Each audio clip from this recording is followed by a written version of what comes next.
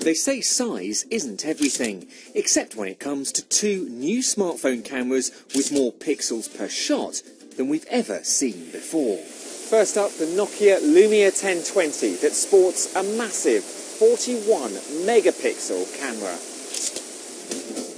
The advantage of having so many pixels, says Nokia, is not so we can print cathedral-sized posters, but to let you zoom in 3 times without the loss of image quality, and 25 times once the shot's taken.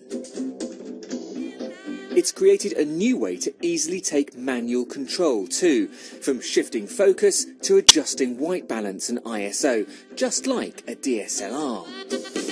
Which is when I spied Toby and Stefan shooting the fountain using a long shutter speed.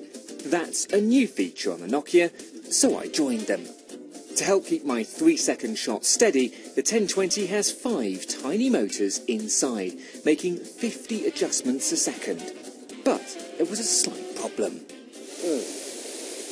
And I've just got a white frame. Clearly, the image that I'm trying to take is simply too bright for a long shutter speed, and I don't have control over the aperture. Digital SLRs, one up.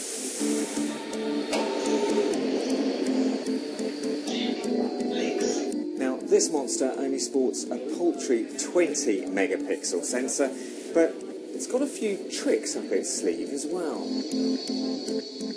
Together with the Z1, Sony has released 2 new clip-on lenses. The QX10 pairs with the handset when you touch the NFC symbols on each device together. So now I look like a proper photographer. The lens offers 10 times optical zoom and has its own dedicated shutter and zoom controls.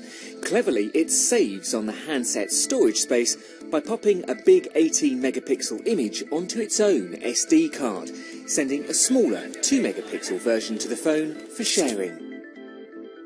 Because the lens is essentially a camera in itself, we only use the phone to see what it can see, so we can move the lens up to 10 meters away from the handset and use the Wi-Fi connection to get some really interesting angles.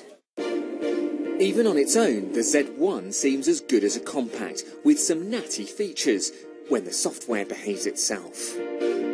In time burst mode, from the moment you start the camera, the sensor begins saving images.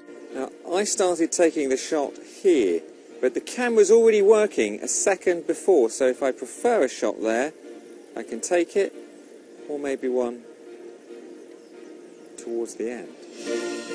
The camera also identifies movement before the shot's taken to set the shutter at a faster speed for what it claims are blurless images. And that's the result. I don't think he's happy. At the end of the day, both cameras managed to do a pretty good job. The Z1 on the left lets in more light with its wide f2 aperture, while the Nokia on the right merges information from 7 pixels to create 1, resulting in a smaller but brighter, more colourful low-light image. It's not all about the number of pixels, say Sony and Nokia, but they're certainly helping to redefine what a smartphone camera can now do.